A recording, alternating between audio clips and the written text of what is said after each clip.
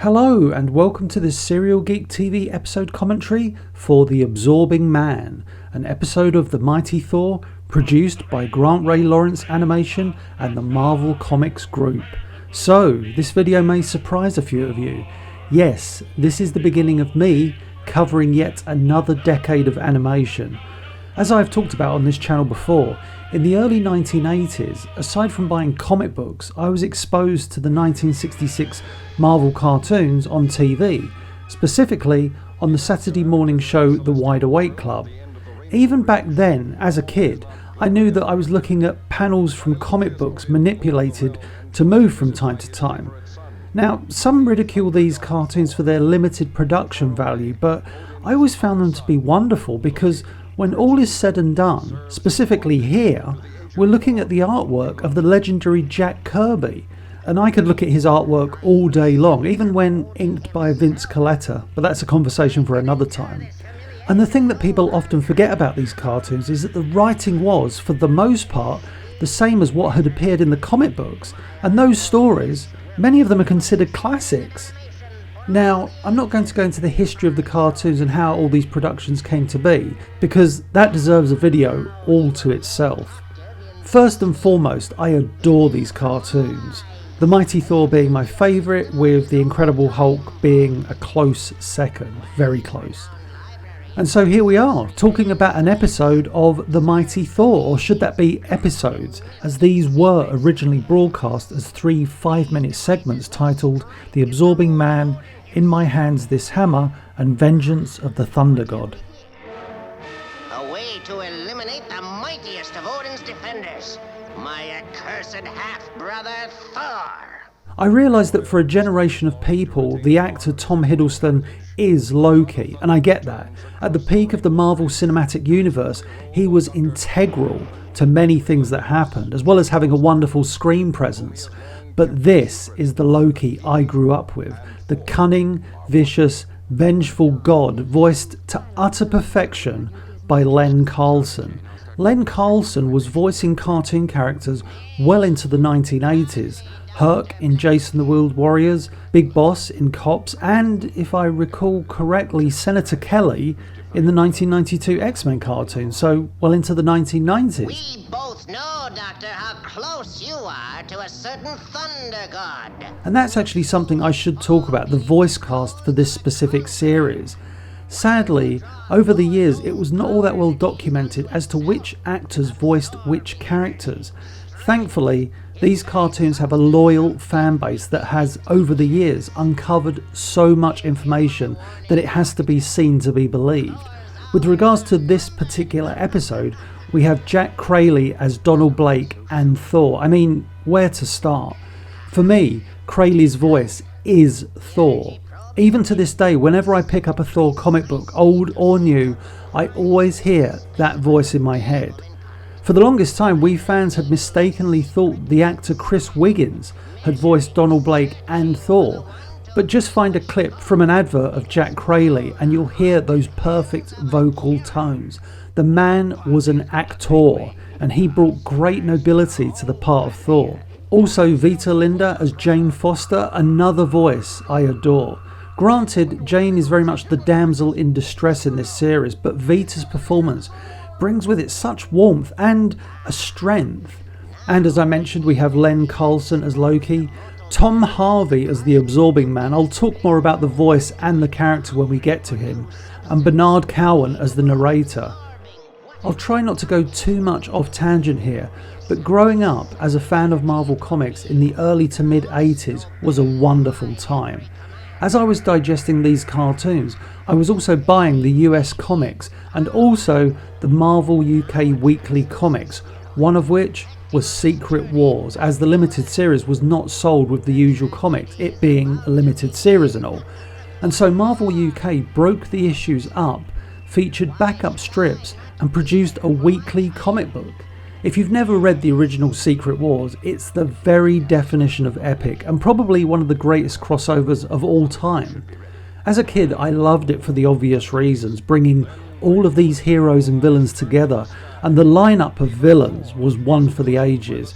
Off the top of my head, we had Doctor Doom, Dr. Octopus, the Lizard, Ultron, Kang, the Enchantress, the Molecule Man, Claw, my favourite gang of thugs, the Wrecking Crew, and the Absorbing Man. And here, the tension in this scene is wonderful. It's actually one of my favourite moments in the series. Listen to Len Carlson deliver Loki's dialogue as my favourite piece of dramatic music from the series kicks in. Show him. I will you to show him, Absorbing Man. Such a fantastic delivery, and Thor is genuinely stunned. Crayley's acting is superb. 'Tis you whom Loki sent. Yeah, I'm gonna smash you, punk. Man, I just love that exchange. 'Tis you whom Loki sent. Yeah, I'm gonna smash you, punk. What I think this scene perfectly showcases is that even though the cartoons had limited animation, they were able to bring these wonderfully timeless stories to life with great acting and captivating music. And here we go with one of the best battles in comic book history, the Mighty Thor versus the Absorbing Man. And at first we think that Thor can probably beat this guy fairly soon. That is, until Crusher Creel unveils the true extent of his absorbing abilities. One thing I should talk about is how these cartoons often took the comic books and played around with the continuity of the original stories, just ever so slightly. So in the original comic book of this particular story, this was actually the second time that Thor and the Absorbing Man had met, the original being a somewhat shorter confrontation. The amusing thing is that, as we'll see in episode 3, the story concludes by using the events of their first comic book encounter. So yeah, somehow, even with the jumping back and forth, these cartoons still made everything work. The reason I know about the character encounters and the order they appeared in is that in the 1980s, Marvel produced a wonderful comic called Marvel Saga that detailed, with panels and text, the history of the Marvel Universe. It was such a wonderfully educational comic book for a Marvel fan like me, but sadly it only lasted about 20 or so issues, but it was a great way to read a condensed version of the previous 2.5 or so decades of the Marvel Universe. It's actually a format that I think would work beautifully with so many franchises in the modern day. And here we go, suddenly the Absorbing Man becomes a giant. My goodness, Jack Kirby's artwork is wonderful, and yes, as I said before, even when inked by Vince Colletta. There's a shot coming up that I think perfectly sums up just how clever these shows could be visually, taking static images but with a simple camera move making an illustration come to life. Now watch this, specifically the shot of Thor flying towards the camera. Never hath man nor immortal fought such a foe. There, that shot of Thor flying towards the screen. It's static, but the camera pulling back and twisting makes it look wonderfully energetic. And yes, Thor has now realised that the Absorbing Man's hands are his weakness. As the battle continues, let me hit you with some behind the scenes facts. The voice cast recorded their dialogue for this episode on July the 22nd, 1966. So yeah, close to 60 years ago as I record this commentary. Whew. Before I forget, one thing this show does better than I would say a majority of animated shows in the decades that followed is the lip sync. The mouth movements and lip sync throughout the 1966 Marvel cartoons is fantastic. I think it's where a majority of the budget was spent. Although, of course, credited to Stan Lee and Jack Kirby, this episode was adapted for the series by Don Christensen. Don would actually go on to have a lengthy career in animation, working at Hanna-Barbera, DePatie Frayling, and Filmation, where he hired many people that would have lengthy careers themselves in the animation industry. And Chuck Harrington directed this episode. Now, some of you may question directing on this show, but at the end of the day, as a director, you still had to make sure that the story worked visually. This was far more than simply Xeroxing panels to acetate and calling for new animation. In the original comic book, Jane Foster and the fire was not used to divert Thor from the Absorbing Man. it was actually a trap laid by an undercover reporter, the wonderfully named Harris Hobbs, who suspected Donald Blake of being the Mighty Thor. That is a story in itself. Going back to the battle between Thor and the Absorbing Man, in the comic books it's longer and features a nice little moment where Creel reaches out to absorb the nearest thing to him and touches a window, becoming glass, resulting in him fleeing for his life as Thor tries to smash him to pieces with the Uru hammer. At this point, with Thor comforting Jane Foster, the comic and the cartoon take very different routes. Although Creel does indeed end up on Asgard with Loki barking orders at him, in the comic book, the Absorbing Man decides to conquer Asgard, leading to a frankly astonishing encounter between he and Odin. I cannot stress how close Crusher Creel comes to defeating Odin. It kind of cemented the Absorbing Man very early on as one of the all-time top villains. Fun little fact, the first part of this story, I own the original comic book, issue 120 of Journey into Mystery, and to this day, it is still the most expensive comic book I ever bought, $100, which probably doesn't sound that much for a comic book from 1965, but still it's something I absolutely treasure. I own quite a few comic books from around this time of Thor. Crazy to think that I bought my first old Thor comic book, issue 126, yes, the battle between Thor and Hercules, in 1987 during my first ever trip to a comic shop.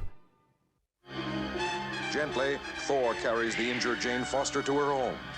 Listen to this opening piece of dialogue from Thor. You shall be well again, my darling. And when you return to work, all the terrors of today will be forgotten. But what new evil will Loki attempt with the Absorbing Man? Man, Jack Craley, what a perfect voice for Thor he possessed. There's such nobility and courage throughout his appearances in the 1966 Marvel cartoons, something that the Marvel Cinematic Universe started off with, but then somehow turned Thor into the MCU's version of Hercules. If you know what Hercules was like in this series and in the comic books of the time, you'll know exactly what I mean. I want to give a big shout out to Jay Bullman. He has, at the time of this recording, produced 2 books covering in depth the 1966 Marvel cartoons, Iron Man and the Mighty Thor, and another book covering the first season of the 1967 Spider-Man cartoon. The books contain wonderfully detailed information relating to the production of the show. If you're a fan of these cartoons, they're quite literally indispensable. The Absorbing Man now has greater powers than before and is set to have a confrontation with the Thunder God. In this moment we see that Creel is trying to barter with Loki, the god of evil's creation now truly frustrating him. There's a nice little plot twist here that isn't all that well explained. Loki agrees to Creel's demands and allows him to confront the posse of police officers that were initially pursuing him. Yes, 2 episodes later they're still trying to locate the escaped convict. However, Loki's transporter ray can be adjusted so that the Absorbing Man's arrival back on Earth won't be instantaneous, and thus have him show up at the same time as Thor, who himself learns that the recently escaped convict and the Absorbing Man are one and the same, and the Thunder God rightly assumes that Creel will target the posse. Actually, thinking about it, maybe it is well enough explained, but as a kid I just didn't quite get it. It would be so like Loki to return his diabolical creation to their very midst. Thor may be their only hope. So yeah, in terms of comic books, this cartoon now goes from issue 122 to issue 115, as the conclusion from Crusher Creel's first appearance works better within the context of this cartoon. You'll notice that numerous sections of this finale look slightly different art-wise. It's still, of course, Jack Kirby, but rather than having his artwork inked by Vince Colletta, as we primarily saw with the first 2 parts, here, being from issue 115, the artwork is inked by Chick Stone, who was incredibly loyal to Kirby's pencils, with the lines and shading looking very bold. The music in this scene builds to a wonderful crescendo. with Thor's fight against the Absorbing Man appearing somewhat hopeless, with Loki, of course, gloating on Asgard. Again, Len Carlson delivering Loki's dialogue with both a mixture of delight and venom. Okay, so this shot isn't the best looking of the episode, but I love that it makes the epic battle between Thor and the Absorbing Man seem so powerful that the sound is reverberating across the planet. There's a fantastic scene coming up with Thor attempting to set Crusher Creel on fire, leading to the police officer exclaiming in disbelief, "Impossible." Impossible.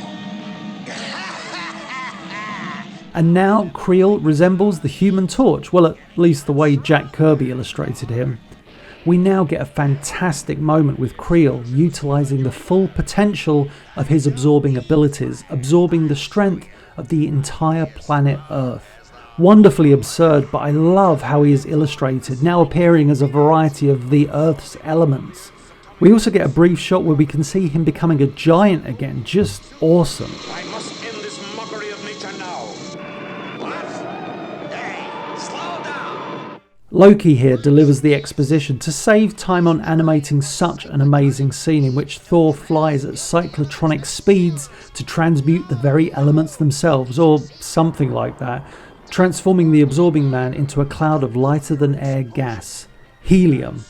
In the comic books, the Absorbing Man would return, actually fighting the Hulk atop a rocket ship, and I remember Creel returning again at some point in the 70s, illustrated by Sal Buscema, sporting a supervillain costume.